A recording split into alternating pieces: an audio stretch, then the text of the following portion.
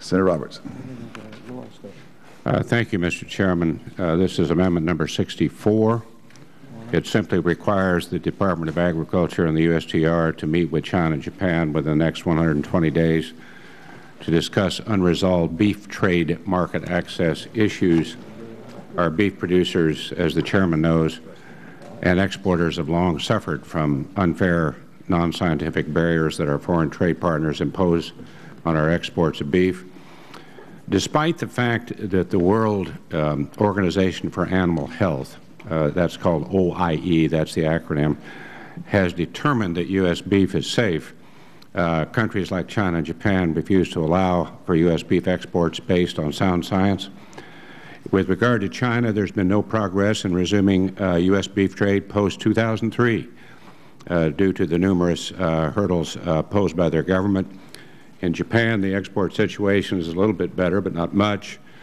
Japan limits the U.S. beef exports from animals 20 months and under, despite the fact that the OIE has determined that all products from any age qualifies for safe export from the United States. My amendment merely requires the USTR and the USDA re-engage their counterparts in both countries to reach out for a resolution. Is there discussion? Mr. Chairman, I would just support my colleague's amendment. I think I couldn't agree more that this needs to be addressed, and I hope that we would accept the amendment. Any other discussion? Senator Roberts has raised a very good point. It is very unfair that China effectively does not allow beef to be imported into their country. Japan, too, has significant restrictions. We had a very difficult time with Korea, getting Korea to just open up a little bit, despite a pledge by Korea several years earlier to open to all ages, all cuts. Beef, it's a huge issue. And obviously, we have to find a way to address this effectively. It was my hope that with the inclusion of the beef provision in the South Korean agreement, that would not only nudge South Korea, but also China and other countries. There'd be a little more leverage. We may have to address this a step at a time. We still have to address it very significantly. I don't want to take too much of the committee's time here, but a good number of years ago, Korea was imposing many non-tariff trade barriers to prevent the importation of beef into Korea. And, for example, they'd keep their ships of American beef out at sea for maybe a week or two before they could dock, which meant the beef was rotten. Or the cans on the shelf were kept many, many months so they could not, so they're no longer edible. Those are the non-tariff barriers that Korea implemented at the time. And many of us were quite upset with this. And so I organized many senators to send a letter to, I think it was President Lee, I've forgotten his name at the time, who the president was at the time, saying, we know you're coming to the United States to address joint session of Congress, and I'm sure you don't want to be embarrassed when lots of senators stand up on the Senate floor explaining how unfair you are in your country and not allowing American beef in. And guess what? Within 2 or 3 weeks, they backed off. Within 2 or 3 weeks, they started allowing beef in. Those non-tariff barriers were relaxed very significantly. Now, many have been reimposed. It's really interesting. The real question is, how do we be effective here? It's not just beef, but it's all trade matters. No country altruistically, out of the goodness of its heart, is going to lower a trade barrier. And they just don't. You need leverage. Talk doesn't do it. You need leverage. And one minor problem I have with this amendment is it says we have to meet and discuss, basically. My bitter experience is that discussing doesn't do it. And we as Americans have to work harder to find the leverage that's necessary to encourage other countries to do what we know they should do. That's why we have trade laws, for example. It's a difficult issue. That is, these countries not taking American beef and not taking American products on a fair basis.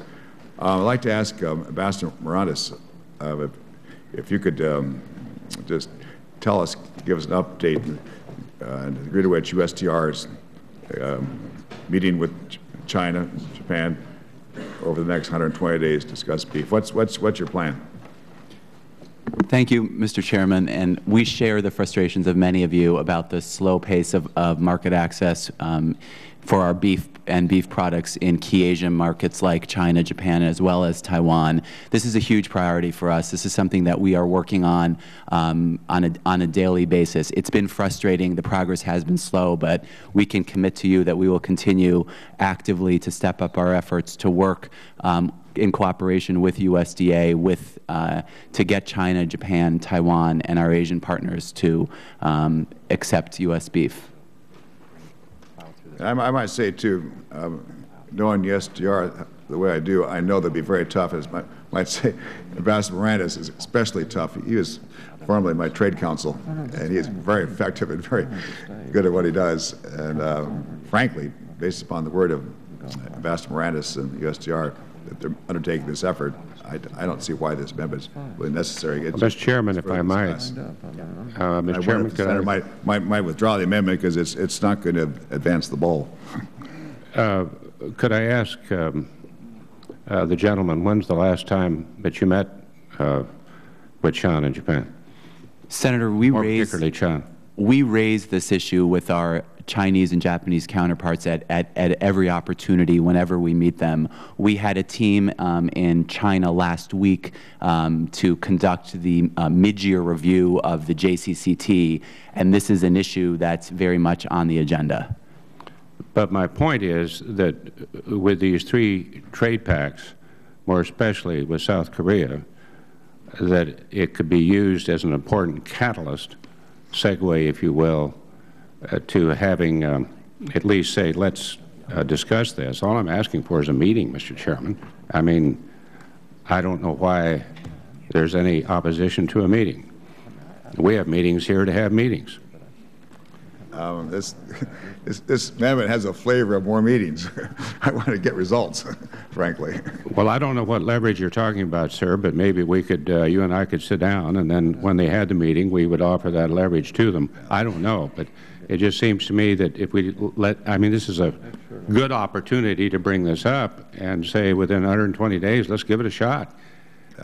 Well, there's no practical effect of the amendment if nothing happens in 120 days. It's not. I appreciate the concern. We all have the same concern. I urge us not to adopt the amendment. All those in favor of the amendment? Do you want a roll call vote? Do you want a roll call vote? Yes, sir. I just think expressing congressional support certainly is a good start, and they could go with that, and then more especially with the trade pact. So I would like a recorded vote. Senator Nelson wishes to be recognized. Mr. Chairman, this amendment requires the U.S.